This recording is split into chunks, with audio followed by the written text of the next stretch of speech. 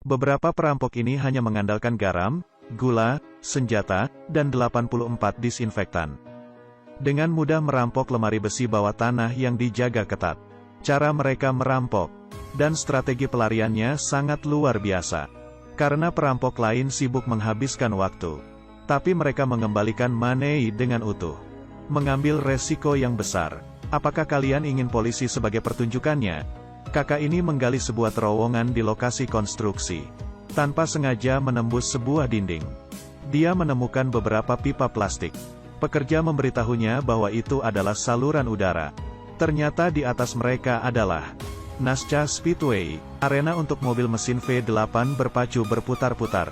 Sangat populer di Amerika Serikat. Pacuan tersebut bahkan melampaui NBA. Setiap hari pertandingan, kerumunan dengan putus asa akan tetap membeli, dan membeli tiket itu.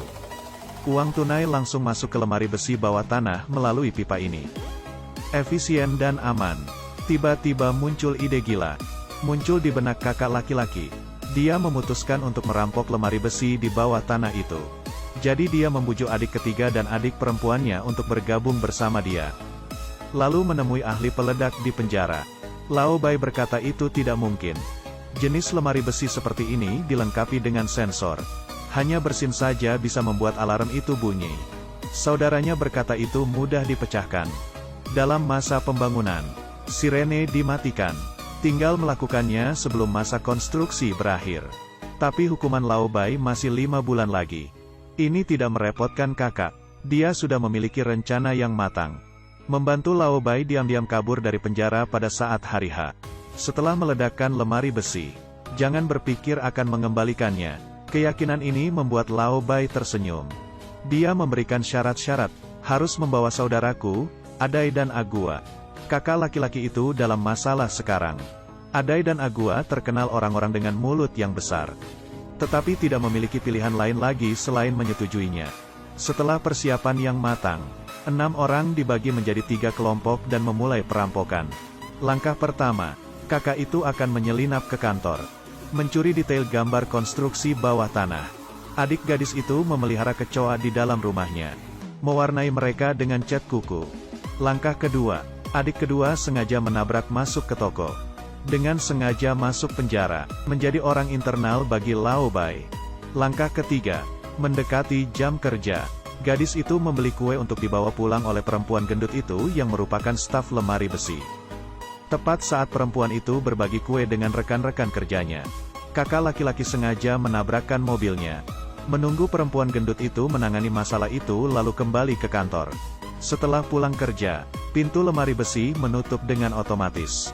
Kue tidak sempat dibersihkan.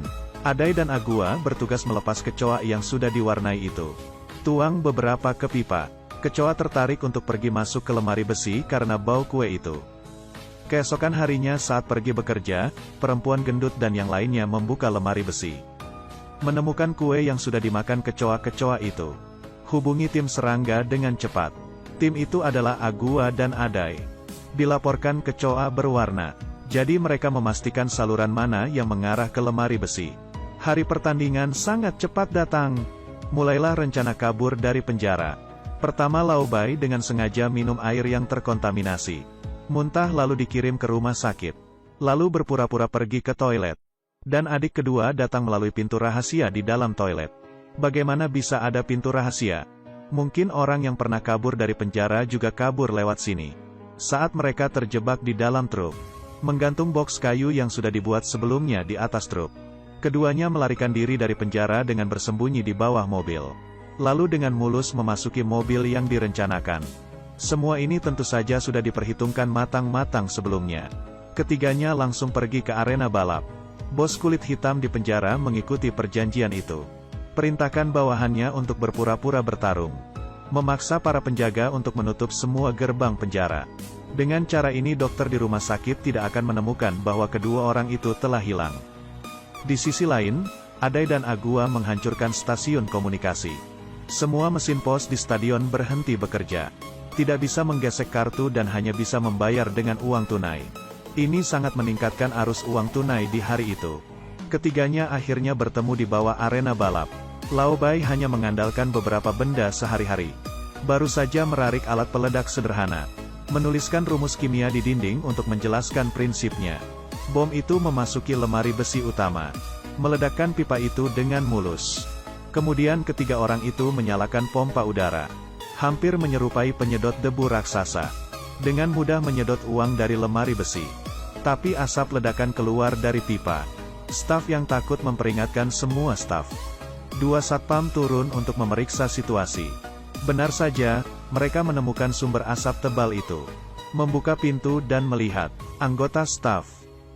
Ternyata pria berjenggot ini juga seorang perampok. Dia berhasil mengalihkan perhatian satpam. Sangat cepat, uang-uang itu dengan cepat memenuhi seluruh kantongnya. Adai dan Agua pergi, namun terhalang oleh gerbang besi. Mereka tidak dapat membukanya, tetapi berhenti di sini sebentar saja sudah sangat berbahaya. Laobai datang ingin membantu tetapi tidak membantu apa-apa. Pada akhirnya kakak itu tahu. Ternyata rantai itu mudah dihancurkan. Kantong-kantong sampah itu berhasil dipindahkan ke truk. Laobai dan saudaranya bergegas memasuki mobil dan pergi ke stasiun pemadam kebakaran. Bos hitam, sudah hampir waktunya. Mengangguk untuk langkah selanjutnya. Dia memblokir semua kamera dan jendela. Kemudian memicu alarm kebakaran. Mengikuti prosedur mereka memberitahu pemadam kebakaran untuk memadamkan api. Laobai dan saudaranya sudah menunggu di luar. Melompat ke truk pemadam kebakaran lalu masuk ke penjara. Keduanya berhasil dikembalikan ke rumah sakit. Seluruh rencana itu berjalan sangat lancar. Kakak laki-laki sibuk dengan truk. Ditinggalkan di pom bensin. Lalu kemudian menelepon polisi. Truk yang dicuri langsung kembali ke trek balap. FBI mengirim agen yang cakap untuk menyelidiki. Jejak di tempat kejadian sudah dibersihkan dengan hati-hati oleh kakak itu. Akhirnya ketemu. Kakak laki-laki dan adik kedua mengunjungi Laobai berkali-kali. Tapi untuk menutupi kelalaiannya, sudah dipastikan bahwa semuanya normal pada hari kejadian. Menghadapi alibi yang begitu sempurna, detektif itu juga melakukan sesuatu. Pada akhirnya tidak ada ruginya bagi lintasan balap. Tidak ingin FBI menggalinya terlalu dalam. Dan menghentikan penyelidikan. Apakah perampok ini benar-benar mengembalikan? Tentu saja tidak. Ternyata kakak laki-laki juga mendesain sebuah alat. Gerbang besi itu macet pada hari operasi. Karena kakak laki-laki itu menutupi sensor dengan magnet kulkas. Jadi dia dengan mudah dapat menyelesaikan masalah. Tujuannya adalah untuk menahan Laobai. Pada waktu bersamaan, gadis itu datang dan merokok beberapa bungkus. Ini adalah uang kotor yang akan benar-benar mereka bagi. Kakak laki-laki itu memasukkan tangan palsu ke dalam salah satu kantong tas. Diangkut keluar lintasan balap bersama dengan sampah biasa. Kemudian dengan posisi GPS yang ditaruh di tangan palsu itu. Mendapatkan uangnya kembali, tidak melakukannya demi hitam memakan hitam. Sangat khawatir Agua dan Adai tidak dapat merahasiakannya. Pada akhirnya setiap orang mendapatkan bagian mereka masing-masing. Setelah bos hitam dibebaskan dari penjara, perempuan gendut staf lemari besi itu juga menerima sebuah amplop. Dari biaya perbaikan mobilnya. Bahkan tangan palsu itu mendapatkan sebuah botol bir. Mengapa mereka harus mengembalikan sebagian besar uangnya? Karena dengan cara ini, arena balap akan mengabaikan investasi lanjutan. Jadi bagaimana kakak itu bisa tahu bahwa penyelidikan telah selesai? Dia dengan sengaja berhutang uang. FBI hanya dapat mengaktifkannya untuk memantau. Jadi selamanya tidak akan berhenti. Jadi penyelidikannya masih terus berlangsung. Setelah telepon mati, ini membuktikan bahwa penyelidikan itu sudah selesai. Meski film ini tidak dapat dikatakan sempurna, tapi plotnya saling terkait, bahkan sedikit komedi. Skor di internet agak rendah. Sangat direkomendasikan. Saya Cece, bila suka tolong di subscribe. Sampai jumpa di film berikutnya.